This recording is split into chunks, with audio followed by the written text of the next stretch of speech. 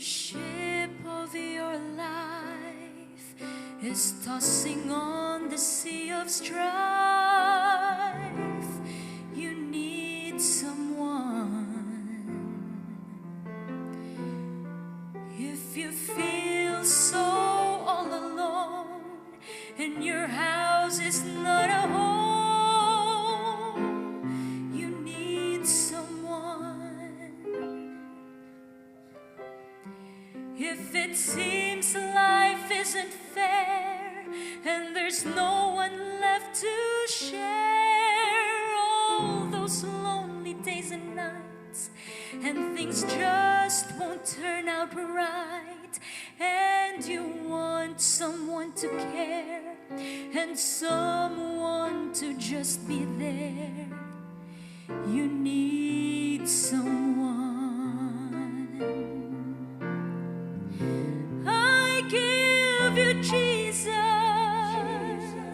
He's the peace that passes all understanding. I give you Jesus. He's the perfect love that casteth out all fear.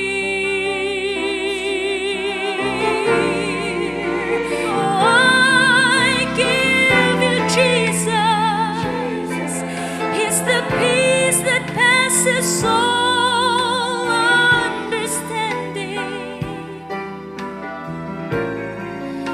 I give you Jesus. He's the perfect love that casteth out all fears.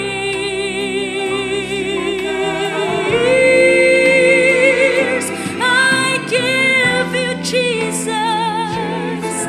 He's the water that you drink and never thirst again. I give you Jesus, my friend. I give you Jesus. He's everything, He's everything you need. I give you Jesus. I give you Jesus.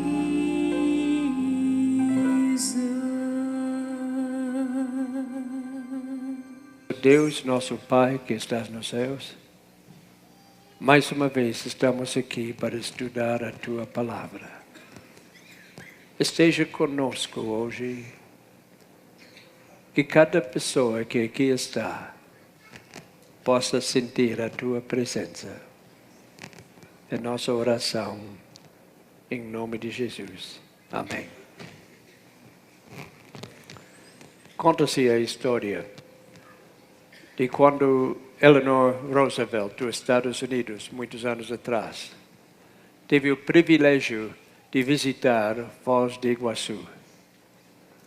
Ela ficou atônita a ver o grande espetáculo e murmurou embaixo, com os lábios murmurou, disse, pobre Niagara. Mas os americanos têm muito orgulho de Niagara Falls. Eu moro poucos quilômetros de lá e de vez em quando eu gosto de ver. Em cima, no rio de Niagara, muitos barcos andam, mas tem que tomar cuidado, não chegar perto do catarata. E há um lugar onde há uma placa que diz que os barcos não podem passar este lugar e voltar por causa da força do corrente. Este lugar é chamado o ponto sem retorno. Qualquer barco que passa este lugar não tem possibilidade de voltar mais. É levado pelos correntezas para a catarata. Não tem mais maneira de voltar. Eu quero fazer uma pergunta hoje. Será que existe um equivalente espiritual? Um ponto sem retorno para todos nós? Será que na vida do indivíduo há um momento em que a correnteza do mal fica tão rápida que nada, nem mesmo o poder do Espírito Santo, pode salvá-lo? Simplesmente estou perguntando. Existe um pecado que nem as profundezas do amor de Deus pode encobrir? Um pecado tão odioso que mesmo o sacrifício de Cristo na cruz não pode expiar? Existe um pecado tão irreversível que nenhum tipo de arrependimento do futuro seja possível. Existe um pecador que está além de qualquer possibilidade de resgate. São Mateus 12, 31, temos palavras assustadoras de Jesus. Quando ele disse, por isso eu vos declaro, todo pecado e blasfêmia serão perdoados aos homens, mas a blasfêmia contra o Espírito Santo não será perdoado. Se alguém proferir alguma palavra contra o Filho do Homem, ser-lhe-á isso perdoado. Mas, se alguém falar contra o Espírito Santo, não lhe será isso perdoado nem neste mundo, nem no porvir. Nós sabemos que quando Jesus chegou, o próprio nome dele significava salvação. Quando Maria recebeu a mensagem que ela daria luz a um filho, o Espírito Santo já avisou ela o nome dele. E lhe porás o nome de Jesus, porque ele salvará o seu povo dos pecados deles. Essa é boa notícia. Jesus perdoa. Jesus veio a esta terra para perdoar. Em São Miqueias, capítulo 7, 18, disse, quem, ó Deus, é semelhante a ti, que perdoas a iniquidade e te esqueces da transgressão do restante da tua herança. Depois, capítulo 7, versículo 19, tornará a apiedar-se de nós, subjugará as nossas iniquidades e lançará todos os nossos pecados nas profundezas do mar. Seres humanos, às vezes, não sabem perdoar. Eu estava tentando fazer paz entre duas pessoas na igreja. Irmãos na fé e irmãos carnais. Mas havia uma briga entre eles. Eu disse para um, você deve perdoar seu irmão. Jesus quer que você perdoe. E afinal, ele, depois de eu implorar a ele, depois de eu falar muito para ele, tá bem, eu vou perdoar, mas esquecer nunca. Jesus não perdoa daquela maneira. Ele perdoa os nossos pecados e lança os pecados nas profundezas do mar. Hebreus 13, 5 disse, de maneira alguma te deixarei, nunca jamais te abandonarei. Então, como é que Jesus disse que há um pecado que ele não vai perdoar, quando a Bíblia é claro que ele perdoe todos os nossos pecados? Seu próprio nome, como nós falamos, indica perdão, significa perdão. Ele veio aqui para nos perdoar. Jesus veio a este mundo como propósito expresso de redimir a raça humana. Isso somente pode acontecer com perdão completo. Jesus disse em São João 6, 37, O que vem a mim, de modo nenhum o lançarei fora. Quando Nicodemos foi falar com Jesus, Nicodemos era um fariseu. Nicodemos veio a Jesus como uma pergunta. E nós sabemos o que aconteceu. Mas antes de culpar Nicodemos por ser fariseu, eu vou dizer uma coisa que muitas pessoas não acreditam. Muitas pessoas acham que os fariseus eram pessoas muito más. Eram grandes pecadores. Se quer saber a verdade, os fariseus eram boas pessoas. Qualquer pastor da igreja gostaria de ter um fariseu em sua igreja, se tivesse hoje. Não apenas se consideravam homens de bem, mas se consideravam os melhores entre todos os homens. Por quê?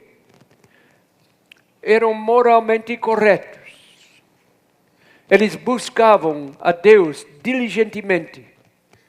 Eles procuravam sempre proteger o santo nome de Deus e proteger a sua lei e sua palavra escrita. Os fariseus eram totalmente dedicados ao serviço de Deus.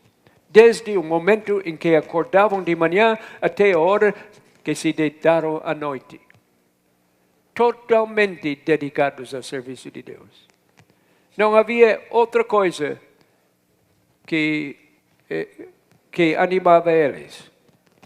A dedicação deles foi o serviço de Deus.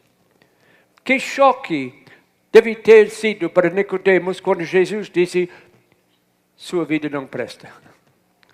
Precisa nascer mais uma vez. Não tem remédio para seu caminho de pecado. Que choque deve ter sido para ele descobrir que o que ele mais precisava de um Salvador e não um mestre. Ele chamou Jesus de mestre, mas não era suficiente. Ele precisava mais de um mestre, ele precisava de um Salvador. Mais do que teologia, ele precisava a salvação. Sua religião não era suficiente, mesmo que ele dedicasse o dia inteiro servindo a Deus. Faltava uma coisa, faltava a coisa mais importante.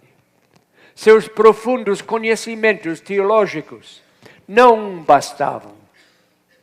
Certamente ele sabia mais do que 90% dos seguidores de Deus de teologia, mas não era suficiente. Ele precisava nascer de novo da água e do Espírito. Hoje em dia, muita gente acredita que a tecnologia está avançando tão rápido que a ciência poderá criar uma raça humana inteiramente nova. Estão tomando grandes passos nessa direção. Engenheiros genéticos acham que em breve serão capazes de criar qualquer tipo de pessoa que desejaram. A engenharia genética pode criar certas características, mas nunca mudará a natureza básica do ser humano. Nós fomos criados na imagem do nosso Criador, mas infelizmente não refletimos mais essa gloriosa imagem em sua pureza original, pois ela foi manchada pelo pecado. Apenas através do trabalho do Espírito Santo, essa imagem pode ser restaurada. Nós temos as palavras dos apóstolos, do apóstolo Paulo, quem disse? Paulo, não mintais uns aos outros, pois que já vós despistes do velho homem com seus feitos. Nós precisamos ter uma mudança total, nascer de novo. Temos que nos despir do velho homem. E vós vestistes do novo. que se renova para o conhecimento segundo a imagem daquele que o criou. Deus exige uma mudança total. Romanos 8,16, Paulo diz, o próprio Espírito testifica com o nosso Espírito que somos filhos de Deus. Somente pelo Espírito Santo isso pode acontecer.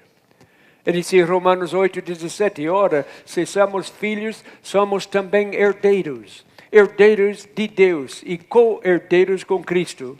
Se com Ele sofremos, também com Ele seremos glorificados. Que promessas maravilhosas. No tempo de Noé, Noé pregou 120 anos. O povo ouvia a mensagem e durante 120 anos eles rejeitaram a mensagem. E finalmente veio o dilúvio e então se arrependeram. Mas a porta já estava fechada. Não havia mais salvação. Eles haviam passado o ponto sem retorno. Eles choraram. Eles clamavam a Deus. Eles pediram perdão dos seus pecados. Era tarde demais. E a Bíblia indica que pode haver um ponto sem retorno para cada pessoa. São Mateus 24:37 disse, pois assim como foi nos dias de Noé, também será a vinda do Filho do Homem. Eu compreendo pelas Escrituras, para cada pessoa pode haver um ponto sem retorno. Pode chegar um momento em que essa pessoa foi longe demais. E não há mais maneira de voltar. O Espírito Santo é um perfeito cavalheiro. Ele bate a porta, mas nunca força a porta. Ele nunca força a entrada numa pessoa que não quer ele na sua vida. Deus nunca força alguém a ser bom. Nunca força a obediência. Ele nunca força a pessoa a ser salvo. O Espírito Santo recusa-se a habitar onde não é bem-vindo. Ele nunca pode viver com alguém, a menos que esta pessoa o convidar. E a Bíblia deixa claro que o Espírito Santo pode ser afastado para sempre. Irrevocável. Não há mais retorno. Há um ponto sem retorno. Afastar o Espírito Santo em todos os tempos bíblicos sempre trouxe graves consequências. Consequências sem remédio. É o pecado da presunção que é mencionado como uma das maneiras de ofender o Espírito de Deus. A presunção baseia-se numa desobediência intencional. Todos nós caímos às vezes em pecado. Mas muitas pessoas fazem isso planejado. Eles caem em pecado porque planejaram fazer isso. É intencional. A pessoa que comete o pecado da presunção ignora os mandamentos de Deus, supondo que pode se safar, mesmo que esteja desobedecendo a propósito. E essa é a coisa mais perigosa que pode existir. Ele se supõe que sua desobediência não o privará dos seus direitos e das bênçãos de Deus através do Espírito Santo. Números 15:30 deixa isso claro. Deus disse, mas a pessoa que fizer alguma coisa atrevidamente, o que é atrevidamente? Ele está fazendo propositalmente. Não é que ele caiu. Não é que alguma coisa escapou.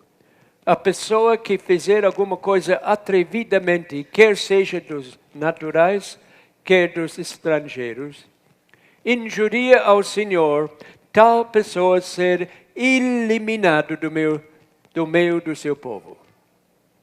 Quando uma pessoa com propósito vai desobedecendo a Deus, ele vai ser eliminado do povo de Deus. Números 15, 31, pois desprezou a palavra do Senhor e violou o seu mandamento, será eliminada essa pessoa e a sua iniquidade será sobre ela. Hebreus 10, 26. Porque se vivermos deliberadamente em pecado, depois de termos recebido o pleno conhecimento da verdade, não resta sacrifício pelos pecados. Assustador? Terrivelmente. Mas Deus fala a verdade. A sua palavra é espada de dois gumes e ele não fala, ele não esconde nenhuma verdade, mesmo se for uma verdade dura. Provérbios 1, 24 e 25. Mas porque clamei e vos recusaste, porque estendi a mão e não houve quem atendesse. Antes rejeitastes todo o meu conselho e não quisestes a minha repreensão. Também eu me rirei na vossa desventura. E em vindo o vosso terror, eu zombarei. Quem está falando? Nosso Deus está falando. Isso não parece um Deus de amor. Um Deus que vai rir da nossa desgraça, que vai zombar do nosso terror. Que tipo de Deus é este? Mas mais uma vez, eu não estou falando de mim, eu estou lendo a Bíblia. Há um grande perigo. Provérbios 1, 28 e 29, simplesmente é assustador. Deixa o leitor com pavor. Que está falando de pessoas que propositalmente rejeitaram o caminho de Deus. Disse, então me invocarão, mas eu não responderei. Procurar-me-ão, porém não me hão de achar. Porquanto aborreceram o conhecimento e não preferiram o temor do Senhor. Davi disse em Salmo 51, 11, não me retires o teu Santo Espírito. Se não tivesse a possibilidade de Deus retirar o Espírito Santo de alguém, esta oração não teria sentido. O fato que Davi fez esta oração, não me retires o teu Santo Espírito, mostra que existe uma possibilidade de Deus fazer isso. E Davi, inspirado por Deus, sabia isso. E Davi desobedeceu a Deus e implorou a Deus, não tira de mim o Espírito Santo. É um perigo que existe. Mas ainda temos agora o outro lado da moeda. Se confessarmos os nossos pecados, Ele é fiel e justo para nos perdoar os pecados e nos purificar de toda injustiça. Então, como é? Há uma contradição. Ele disse claramente, se confessarmos os nossos pecados, Ele é fiel e justo para perdoar. Mas acabamos de ler que tem ocasiões onde não vai perdoar, vai até rir e zombar da nossa confissão. Como pode ser? A única conclusão que eu posso chegar é o seguinte. O único pecado que Deus não pode perdoar é o pecado que recusamos confessar e abandonar. É isso que a Bíblia está falando. Sem o trabalho do Espírito Santo em nosso coração, não temos possibilidade de arrepender-nos. E sem ter o Espírito Santo, nem temos a vontade de arrepender. Quando o Espírito Santo abandona uma pessoa, ele não tem mais possibilidade de confessar. Ou ele pode confessar, como no tempo de Noé, as pessoas que estavam lá boiando na água, não confessaram os pecados, estavam apavorados e queriam se salvar do dilúvio. Isso não é arrependimento. Aqueles que se recusem a ouvir a voz manso e suave que falamos ontem à noite, tornam-se espiritualmente surdos e perdem por completo a capacidade de ouvir a voz divina. A única maneira que podemos ouvir esta voz nós falar é pelo Espírito Santo. É a única maneira. Quando não ouvimos mais a voz do Espírito Santo, não há mais convicção. Não há mais tristeza em nosso coração pelo pecado. Pode haver medo. Pode haver outras sensações que causam um arrependimento falso, como fez Judas. Mas não é um arrependimento. E sem convicção, não existe arrependimento genuíno. Pode existir um arrependimento falso, mas não é genuíno. Como evangelista, eu já aprendi há muitos anos de reconhecer os sinais da convicção. Muitas vezes, quando estou pregando, eu vejo pessoas chorando. O que isso indica? Indica que Deus está trabalhando pelo Espírito Santo, tocando o coração. Muitas vezes, quando estou pregando, eu vejo pessoas ficar zangadas. Às vezes, eles até levantam e me desafiam.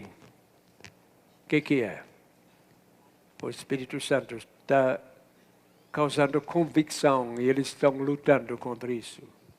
Às vezes se levantam e saem. O que é? Não aguento mais. Estava pregando uma cidade e o chefe da polícia da cidade estava vindo todas as noites. De repente não vinha mais. Eu fui visitar esse homem. Disse, olha, estou sentindo sua falta. Você vinha sempre e não está vindo mais. O que houve? Ele disse, eu não aguento mais. Não aguento mais a pressão. Mas, senhor guarda, eu pressionei? Se não é o Senhor. Quando estou lá, eu sinto uma pressão, uma tristeza dos meus pecados, uma vontade de mudar a minha vida. Eu não posso fazer isso, eu não posso vir mais, eu não aguento mais. Era a convicção que estava causando este sentimento.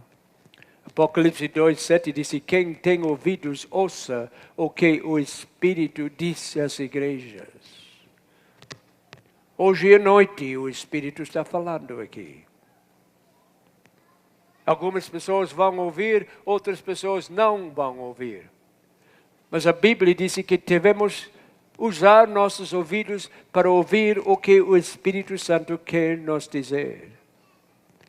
Hebreus 3:7 e 8. Assim, pois, como diz o Espírito Santo, hoje, se ouvirdes a sua voz, não endureçais o vosso coração, como foi na provocação no dia da tentação no deserto. Hoje, se ouvirdes a sua voz. Havia um homem chamado Bob Edens, na América. Durante 51 anos, ele não enxergava nada. Era cego. Mas, de repente, os médicos descobriram uma maneira de curar os olhos dele. E fizeram uma operação, e depois de 51 anos, pela primeira vez, ele enxergou. E ele fez uns comentários muito diferentes, muito interessantes. A primeira vez que ele saiu pelo campo, ele disse, eu nunca imaginei que o amarelo fosse tão amarelo. Como se explica cor para alguém que nunca enxergou nada, não é? Se eu não sabia que amarelo era tão amarelo. Minha cor favorita é o vermelho. Gosto de ver as flores vermelhas. Disse agora, pela primeira vez na minha vida, eu consigo ver a lua. Ele disse, gosto muito de ver a linha de vapor deixada por um avião a jato. Nunca havia visto essas coisas. Disse, que lindo é o pôr do sol. Ele apreciava porque ele nunca havia enxergado essas coisas. E ele gostava muito de olhar para cima e ver o céu estrelado. Ele disse, ao anoitecer, impressiona-me ver o céu estrelado. Havia sido cego, mas agora enxergava.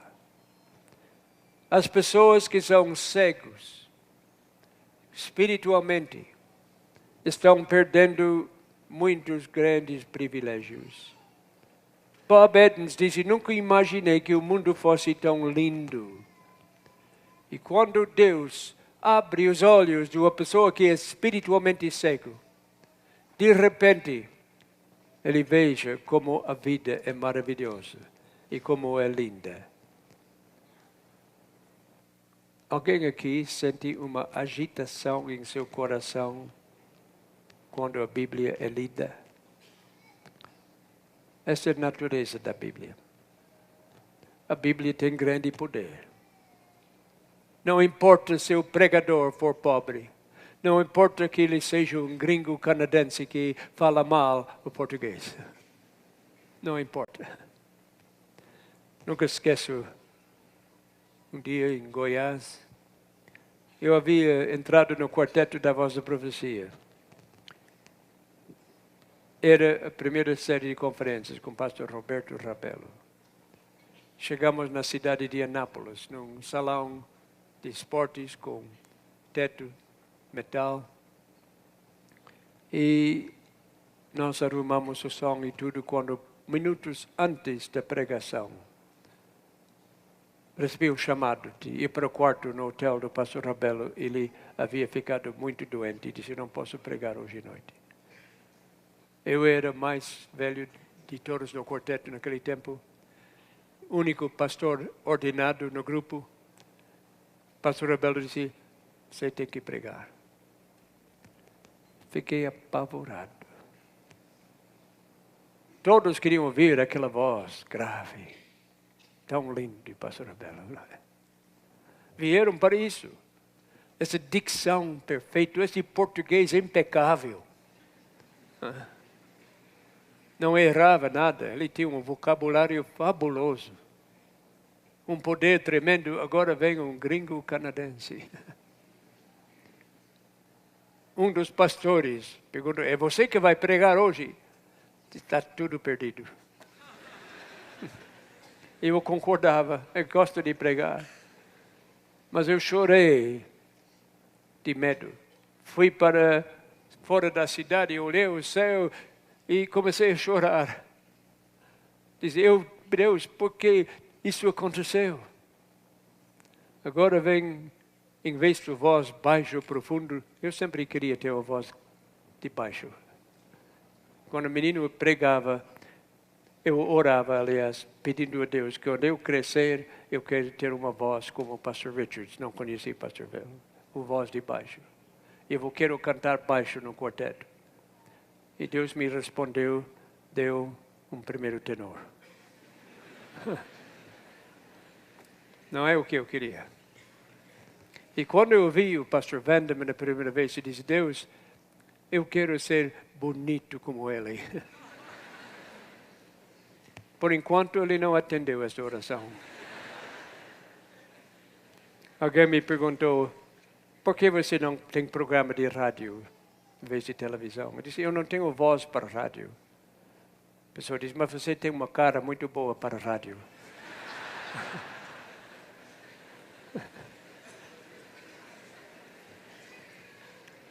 Lá em Anápolis, eu levantei para pregar, substituindo o grande Roberto Rabelo.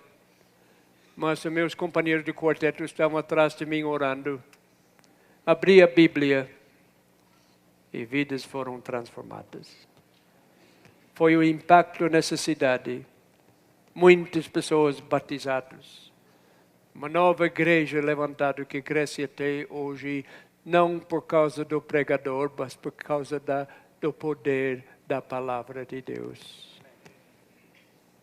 quando nós lemos a Bíblia, o Espírito Santo trabalha. Trabalhei muitos anos na cidade de Toronto. A igreja central lá no College Street tem muitos membros que eram meus maiores inimigos. Tem pessoas lá que são membros que me tocaram fora da sua casa. Mas com a convicção que traz a Bíblia, hoje são irmãos na fé. Quando lemos a Bíblia, mexe no coração do ouvinte. Não porque eu estou pregando, mas porque é a mensagem de Deus. E se alguém está sentindo alguma coisa mexer no seu coração agora, pode saber que não tem nada a ver com o pregador. O Espírito Santo está trabalhando. Mas mais do que isso, pode saber com certeza que é um momento muito feliz. Que as pessoas me perguntam às vezes, muitas vezes, será que eu já passei o ponto sem retorno? Uma pessoa chegou para mim um dia e disse, eu sou um grande hipócrita. Eu disse, não é. Disse, mas o senhor não me conhece? O senhor já me viu antes de hoje? Eu disse, não. O senhor já ouviu falar da minha vida? Sabe alguma coisa acerca de mim? Eu disse, não. Então estou dizendo que eu sou grande hipócrita. Eu disse, você não é. Mas como pode saber? Diz porque grande hipócrita nunca se considera hipócrita. O hipócrita não reconhece o erro dele. Por isso ele é hipócrita. Você está aqui preocupado em ser hipócrita, você não é hipócrita. E às vezes a pessoa vem para mim, muitas vezes, fala, eu tenho medo que eu cometi o pecado que Deus não pode perdoar. Eu acho que eu afastei o Espírito Santo da minha vida. Estou muito preocupado. Eu falo para as pessoas, eu posso lhe garantir que isso não aconteceu. Mas como? Eu não te falei o que eu fiz.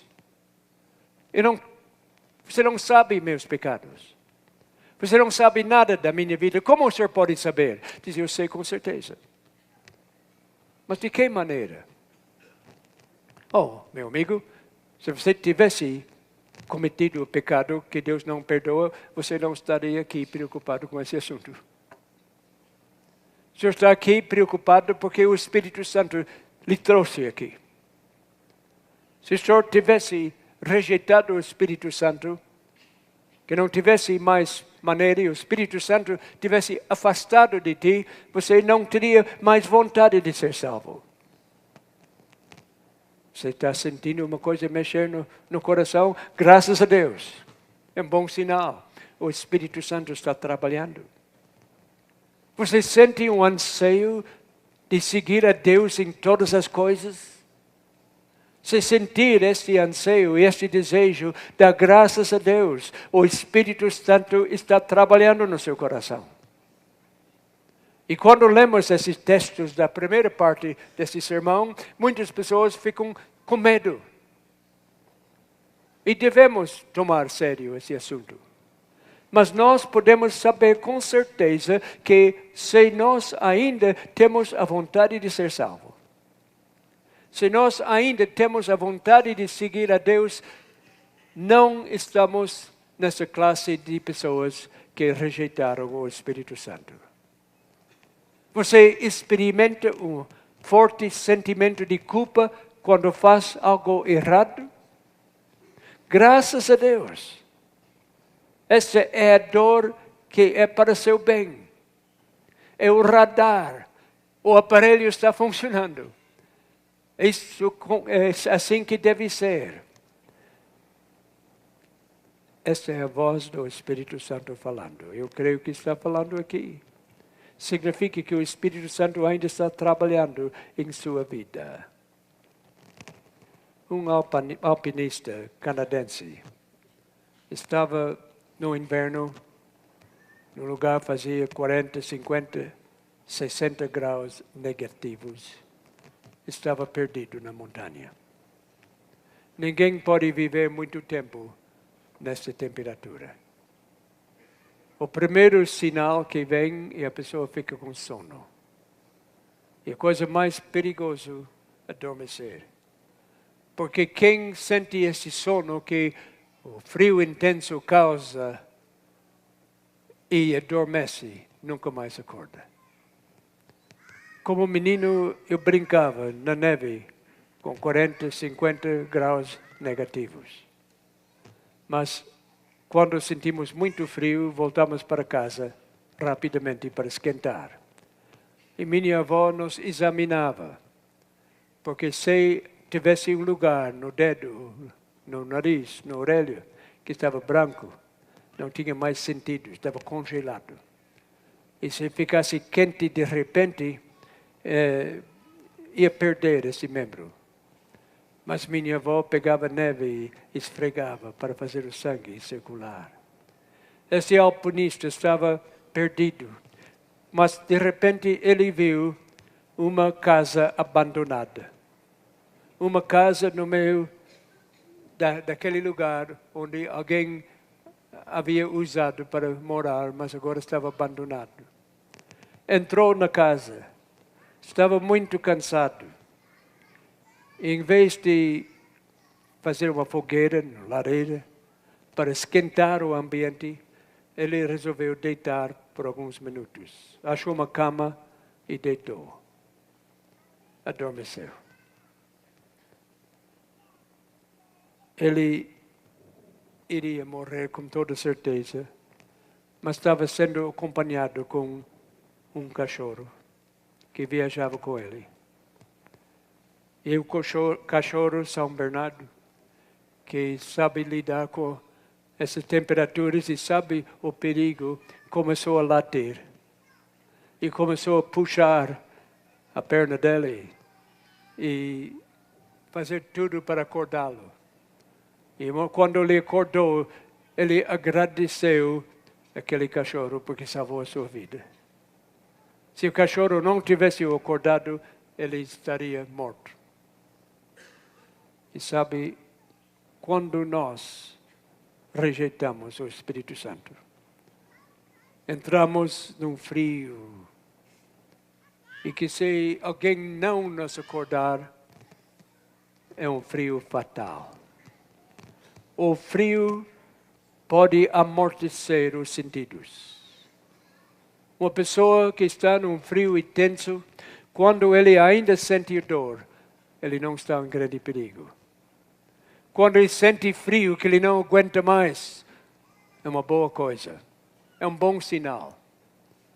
Mas quando o frio passa desse ponto, que ele fica que não sente mais nada. Eu tenho falado com pessoas e tenho chegado perto desse ponto. Depois do frio passar um certo ponto, dá uma sensação de conforto total. A pessoa fica tão confortável que não sente mais o frio. Essa é a coisa mais perigosa. Há muitas pessoas hoje em dia que estão espiritualmente frias, totalmente inconscientes da sua verdadeira condição. Esfriaram ao ponto que não estão sentindo mais a culpa do pecado. Ficaram anestesiados para a verdade. Não ficam mais impressionados de ouvir a verdade. Espiritualmente, uma pergunta? Você já esteve no frio tanto tempo que não sente mais o perigo? Eu espero que uma reunião como hoje à noite pode te acordar em tempo. Não quero você que adormece nessa situação para nunca mais acordar.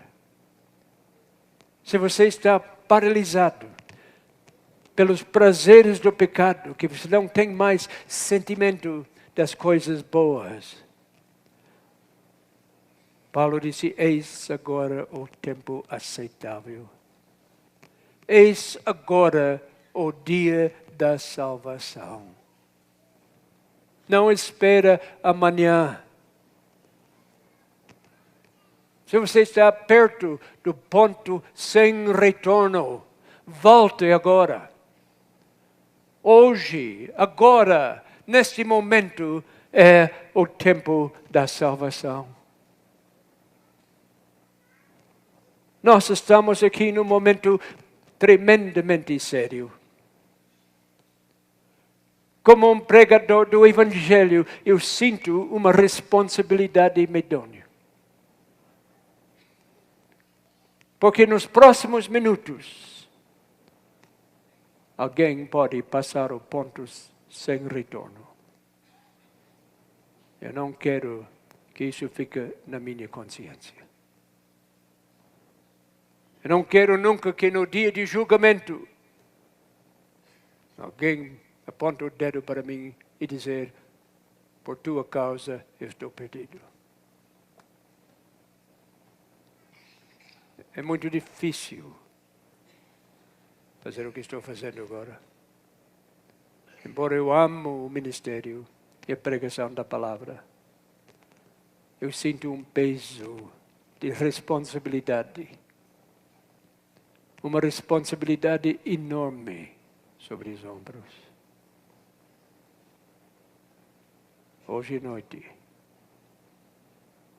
eu estou apelando a cada pessoa aqui.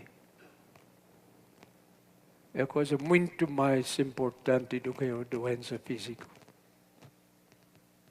Quando eu soube que estava sendo atacado com câncer, os anciões chegaram para fazer uma unção, para me ungir. E o pastor que estava dirigindo disse, qual é o seu desejo? Eu disse, olha, mais importante do que a cura física é a cura espiritual. Se eu perder esse corpo, não é a pior coisa. Mas a minha condição espiritual é muito, muito, muito mais importante. Um câncer do pulmão pode ser ruim. Mas um câncer da alma é muito pior. Deus está falando conosco hoje à noite. Jesus está batendo a porta do coração de cada pessoa. Hoje, agora, é o dia da salvação. Eu quero abrir a porta.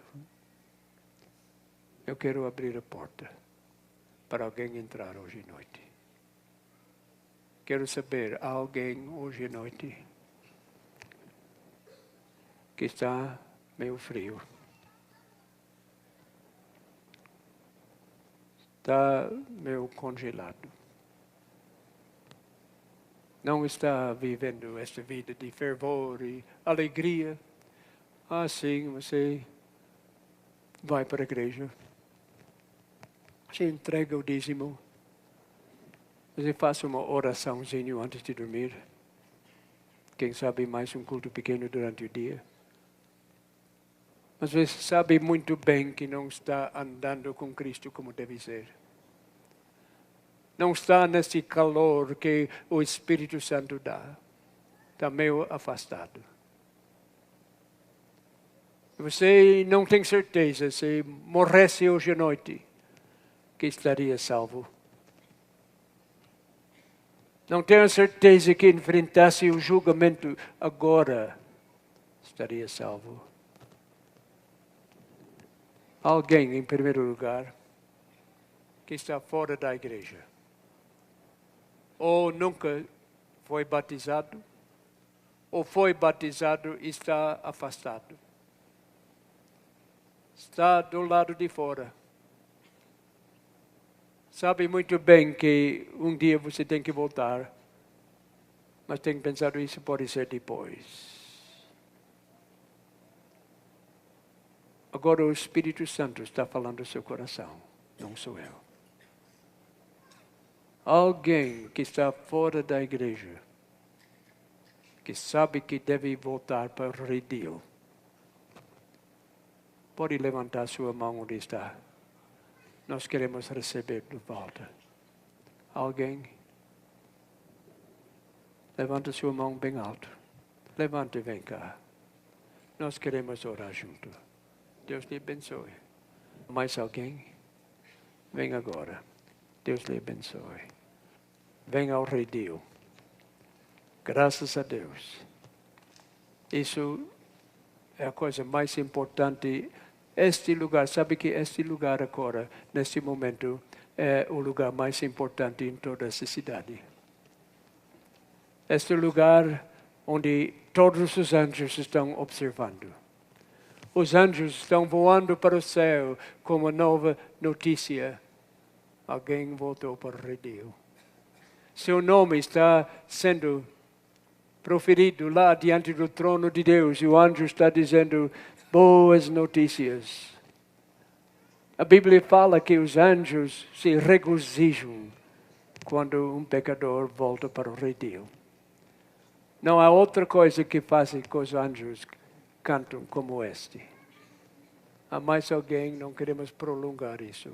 Enquanto Deus chama, nós vamos fazer uma oração junto.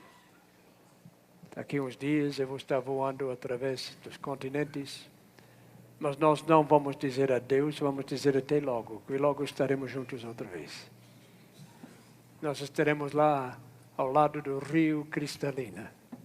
Embaixo da árvore da vida, eu quero estar com os irmãos. Eu vou pedir a Alfa cantar sobre este rio Cristalina. Enquanto ela está cantando, se alguém mais quer se aproximar, gostaria que viesse para frente.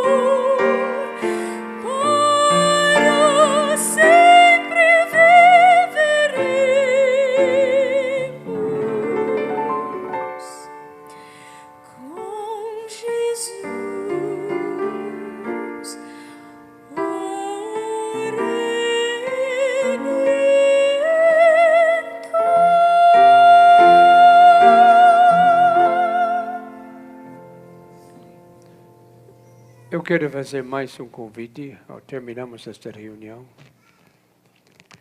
Eu convidei pessoas que estão fora da igreja. Mas às vezes existem pessoas perdidas dentro da igreja.